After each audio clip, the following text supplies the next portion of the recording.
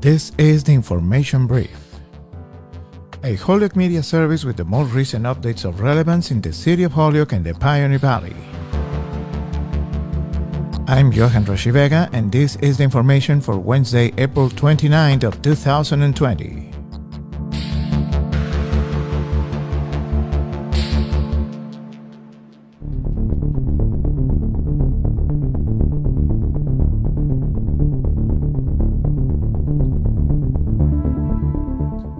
State Representative Aaron Vega provides an update with Holyoke Media, where we discuss unemployment, child abuse and neglect, and the Holyoke Public Schools. Holyoke City Council is holding a special bureau meeting this Wednesday to address changing polling locations. Rising of the Nishan Sahib flag takes place at Holyoke City Hall to honor the Sikh Community. The director of the Office of the Child Advocate in Massachusetts shares with us their work to protect children from abuse and neglect during the COVID-19 emergency. And we have the most recent numbers at the Holyoke Soldiers' Home. Today, Natalia Munoz and myself had a conversation with State Representative Aaron Vega about the most recent updates regarding unemployment benefits, the concerns about potential child abuse and neglect during this pandemic, as well as several topics regarding the Holyoke Public Schools. With Representative Vega's insight on the legislative angle, we had a great opportunity to touch on current topics that are important for our local environment to know about. So we know that the first round of unemployment increases through the CARES Act, gave people more time, right? 39 weeks instead of the traditional less time, and an extra $600 a week. And that was important, I think, to recognize that a lot of people, especially people who lost their jobs recently in the gig economy and the self-employed, they may have had one or two jobs, W-2, right? They work at a restaurant, so they get taxed, everything like that. But they had a lot of 1099 jobs as well. So that $600 was hopefully going to cover some of that.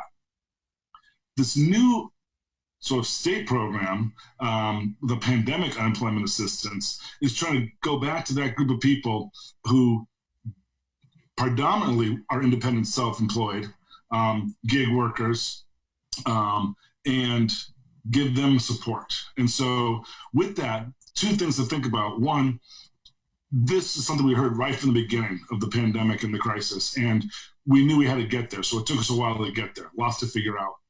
Additionally, those people that are in that world, they're really going to watch those details, because if you get $5,100 of W-2 employment, you cannot qualify for the pandemic unemployment assistance. So even if 90%, you make $100,000 a year doing different gigs, you're a film editor. I used to be a film editor, right? So like you guys, and it's the next gig to the next gig, right? But occasionally you get some job that paid, taxes and gave you a W-2. So if you get $5,100 through a W-2, you cannot qualify for the pandemic unemployment assistance. So that's a really important thing to note. So it's really about people who predominantly get, really self-employed who don't get any W-2 employment. The full interview with State Rep Aaron Vega is available for you to watch on our social media pages on Facebook and YouTube, and the link is posted on the description of this information brief. Holyoke City Council held a special virtual meeting this Wednesday evening to address in a short agenda the discussion and vote on changing polling locations. Under General Laws, Chapter 54, Section 24, the City Council can vote to change a polling place until 20 days before an election with the vote of the City Council. The proposed change for the two polling locations are Precinct 3A, located at the Elmwood Fire Station, to be moved to Metcalf School, and Precinct 1B, located at Prospect Heights, to be moved to Holyoke City Hall. Also this Wednesday, the Community Preservation Act Committee is having a regular virtual meeting where they will be addressing three items, those being the review of February 19 and April 22nd meeting minutes, the consideration of fiscal year 2020 applications, and other business. We will follow on these meetings and report any outstanding matters from them in our information briefs. Today at Holyoke City Hall, Gurdinder Tony Dhaliwal, owner of Dino's Pizza in Holyoke, led the annual flag raising ceremony to celebrate Sikh communities in Holyoke and nationwide.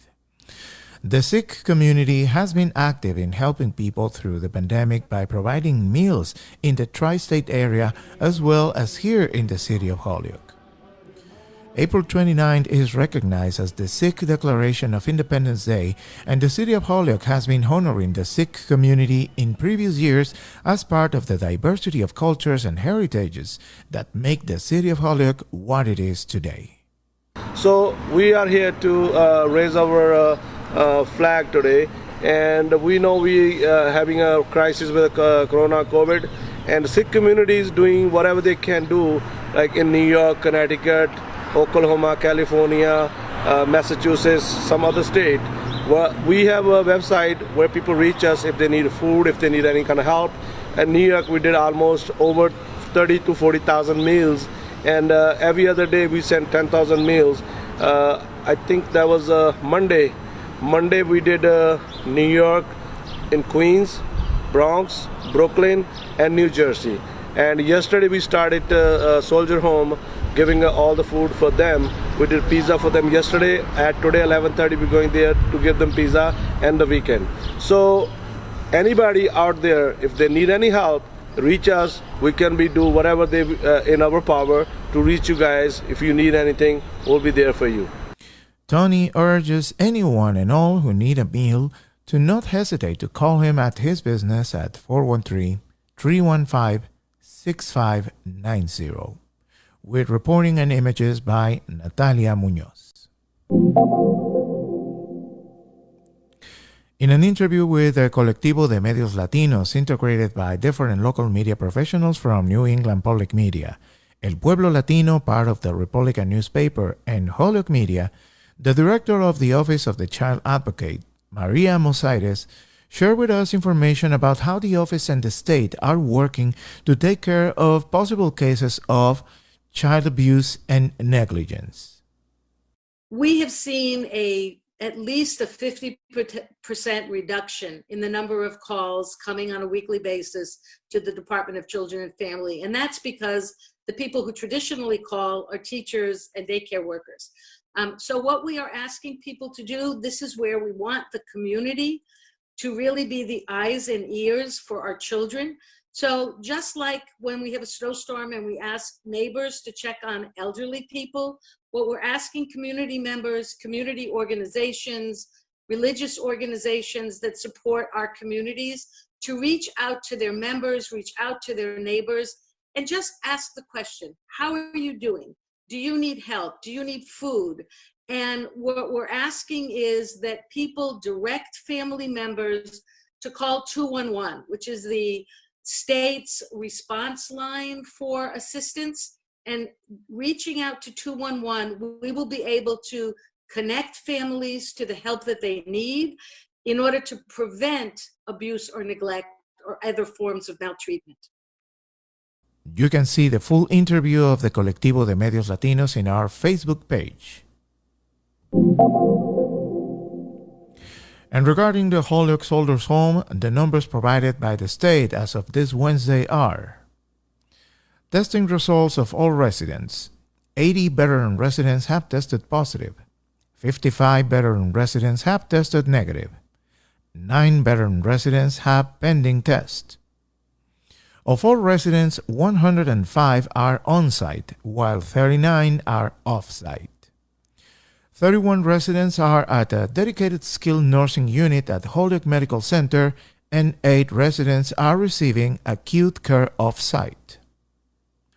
There has been 82 veteran resident deaths, 70 positive, 11 negative, and 1 unknown.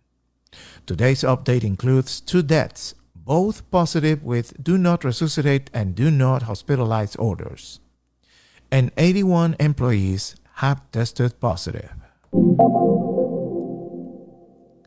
Stay in the know with Holyoke Media. We are reporting different announcements, services, and updates in the local, state, and federal level related to the COVID-19 emergency. This service is available in English and Spanish for our community in the city of Holyoke and the Pioneer Valley.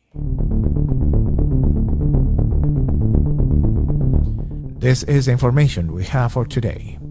We will continue updating and following up as soon as more information becomes available. If you have questions or information to share with us as well as your concerns, you can contact us on our different outlets on social media. We are on Facebook, Twitter, Instagram, and podcast distribution platforms. Also, you can watch us on Holyoke Cable Channel 15. Remember to wash your hands frequently and keep a safe distance if you need to be out, while also using a face cover or mask.